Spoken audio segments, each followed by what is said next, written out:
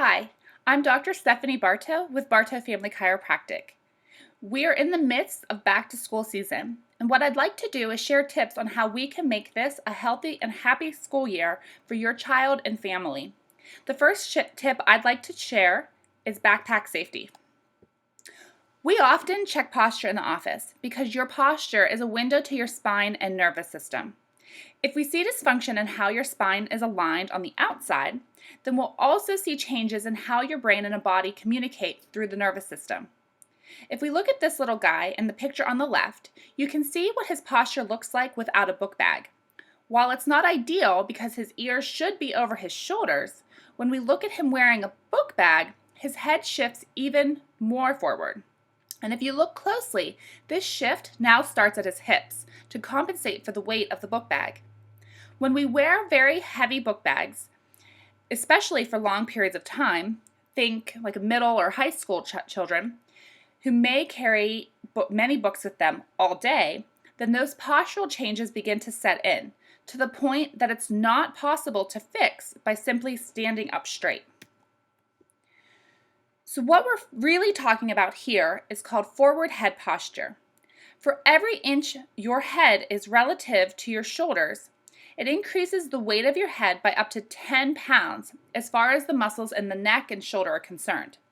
So you as a parent, if you often feel tension across your shoulders and your neck, that's often because we spend a lot of time at our desks or in other positions that pull our head forward, and it puts a lot of stress and strain on those muscles.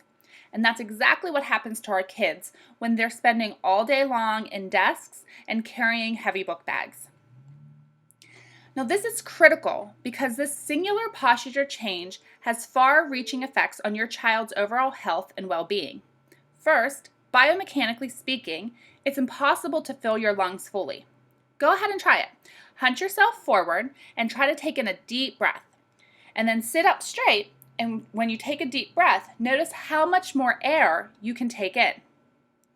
If we can't fill our lungs and we have less oxygen reaching our entire body and brain, obviously that's critical to overall health. Now this has also been shown scientifically to decrease testosterone production, so our hormones are impacted. It also increases stress hormones like cortisol. So when your kids come home and they're exceptionally stressed out, it can be in part because of these heavy book bags.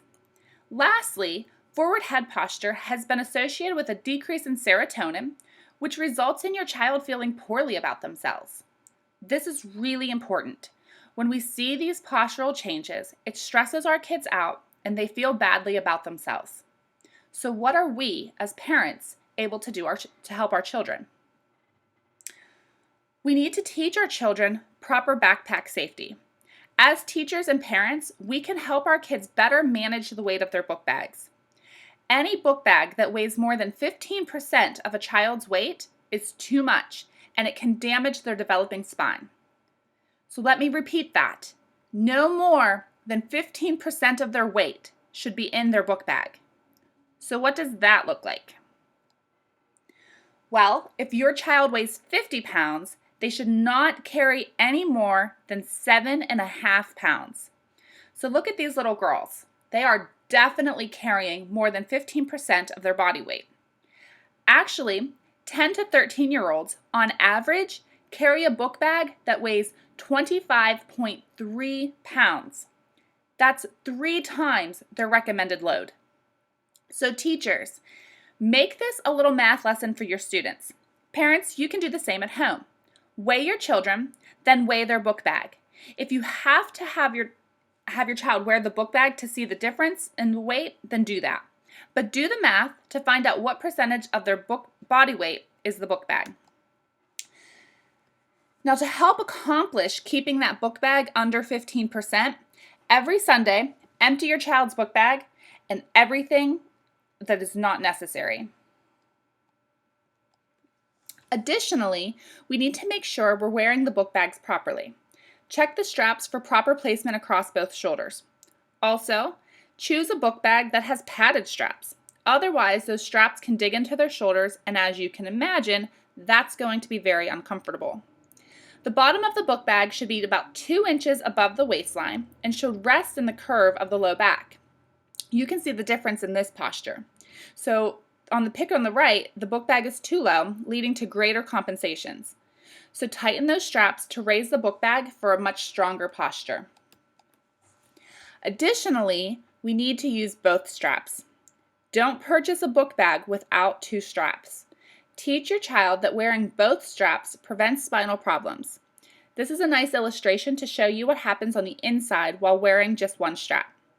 This is magnified if you're dealing with a lot of weight. That stress on the spine will affect the nervous system and impact overall health.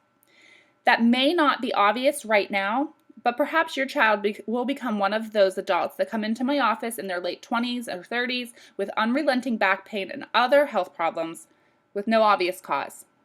Sometimes these things go back to really simple things when we're growing and developing. To help offset those times that a heavy book bag can't be avoided, we should be practicing spinal hygiene exercises to strengthen our spine. If you're a patient in the office, what you're seeing here are a few of the YWTL exercises that will balance the muscles across the chest and the back. Additionally, if your child is not under regular chiropractic wellness care, or if they have never seen a chiropractor, then take a close look at their posture. You want to check your child's head and shoulders at least once a month to determine if there are any signs of repetitive stress on their growing spine and nervous system. Take a close look at this little fellow. He has a shoulder imbalance that translates to a difference in how his hands hang at his side. One side is clearly longer than the other. His eyes are also uneven, and he's rotating his head to the right. If you're noticing any asymmetries in your child's posture, it's a clear sign that there is stress on the nervous system that needs to be further evaluated by a pediatric chiropractor. It is not a matter of having your child stand up straighter, because by the time these postural changes occur, it means the neurological changes have already set in. In our office, we actually have testing that can demonstrate to you as the parent where stress exists within your child's nervous system. We are committed to doing these tests regularly throughout care so that we can continuously monitor progress and adjust our recommendations appropriately. Your child's health is just as important to me as it is to you. So for that reason, I'm never going to guess at what may be happening. I'll use objective testing to know for sure and always share that information with you. Parents whose children are under regular chiropractic wellness care report the following benefits: improved sleep, improved immune function, which means fewer sick days for them and fewer sick days for you as the parent, improved behavior, improved concentration, which is going to lead to improved grades. All of that from children who receive regular chiropractic care. So if your child has not yet been evaluated by a pediatric chiropractor, then I have a special offer for you. During the month of September, we are offering you the opportunity to have your child's spine evaluated for just $97. That'll save you $50 from our typical fees. And we'll include a complimentary review of findings so that we can review any significant findings as well as our recommendations to help your child grow and develop optimally so they can be their best self. So give our office a call to schedule and mention this back to school special to receive the discount. We look forward to helping your child.